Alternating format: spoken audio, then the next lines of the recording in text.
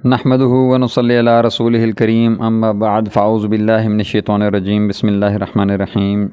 جی ناظرین کرام، شمائل ترمذی کے 47ویں سبق کے ساتھ ہم آپ کی خدمت میں حاضر ہیں۔ ہمارا آج کا سبق صفحہ نمبر 226 سے 229 تک ہے۔ اللہم صلی علی محمد النبی الامی وعلی آلہ وسلم تسلیما کثیرا کثیرا۔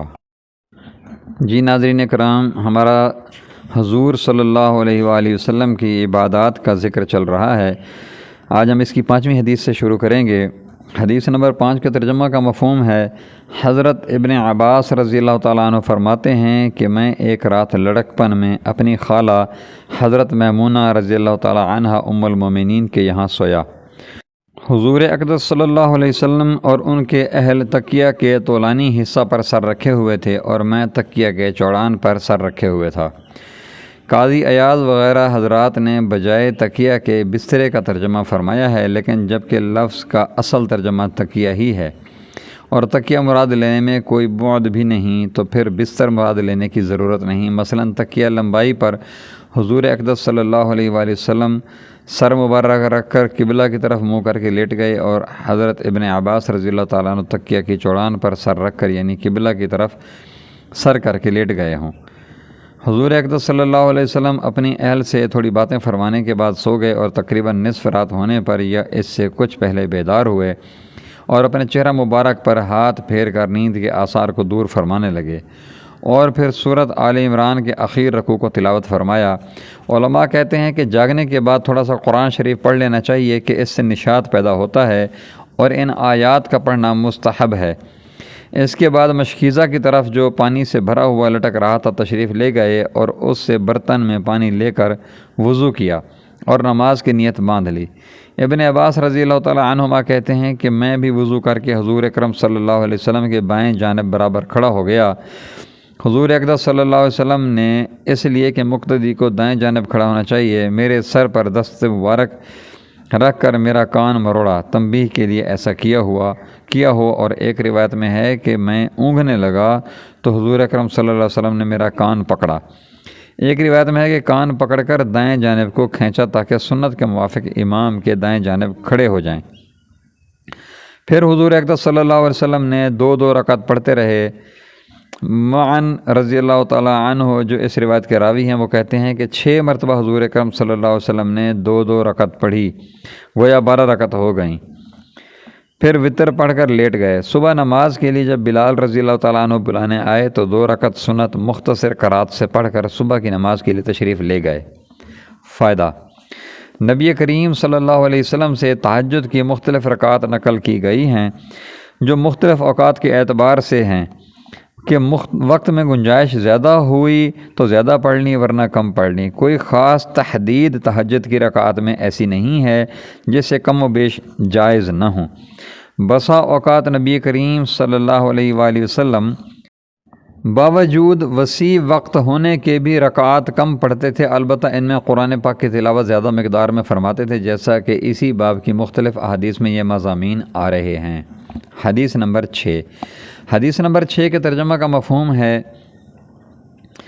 حضرت ابن عباس رضی اللہ تعالیٰ عنہ کہتے ہیں کہ حضور اقدس صلی اللہ علیہ وآلہ وسلم تہجد مع وتر کبھی 13 رکعت پڑھا کرتے تھے، یعنی 10 رکعت تہجد اور 3 رکعت وتر۔ بعض علماء نے ان میں صبح کی 2 سنتیں شمار کی ہیں، اس صورت میں 8 رکعت تہجد کی ہوئیں۔ حدیث نمبر 7۔ حدیث نمبر 7 کے ترجمہ کا مفہوم ہے، حضرت عائشہ صدیقہ رضی اللہ تعالیٰ عنہ فرماتی ہیں کہ حضور اقدس صلی اللہ علیہ وسلم جب کبھی کسی عارض کی وجہ سے رات کو تہجد نہیں پڑھ سکتے تھے تو وہ دن میں چاشت کے وقت 12 رکعتیں پڑھ لیا کرتے تھے۔ فائدہ: اگر حضور اکرم صلی اللہ علیہ وسلم پر تہجد فرض تھا تو قضا ظاہر ہے، اور اگر فرض نہیں تھا تب بیان افضلیت کے لیے قضا فرماتے تھے۔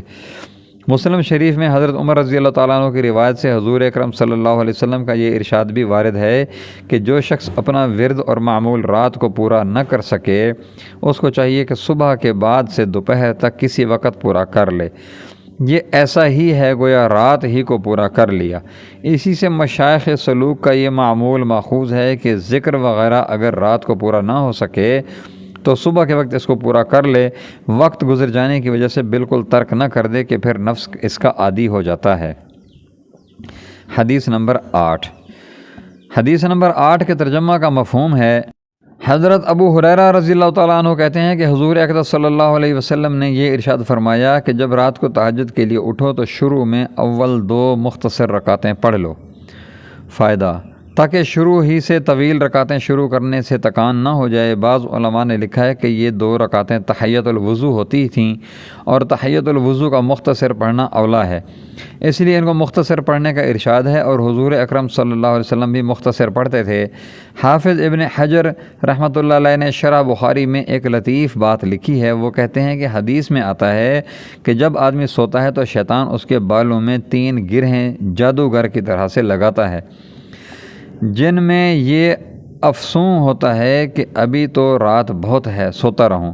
جب آدمی اٹھ کر اللہ کا پاک نام لیتا ہے، یعنی کوئی دعا وغیرہ پڑھتا ہے، تو ایک گرہ کھل جاتی ہے، اور جب وضو کرتا ہے تو دوسری گرہ کھلتی ہے، اور جب نماز پڑھتا ہے تو تیسری کھلتی ہے۔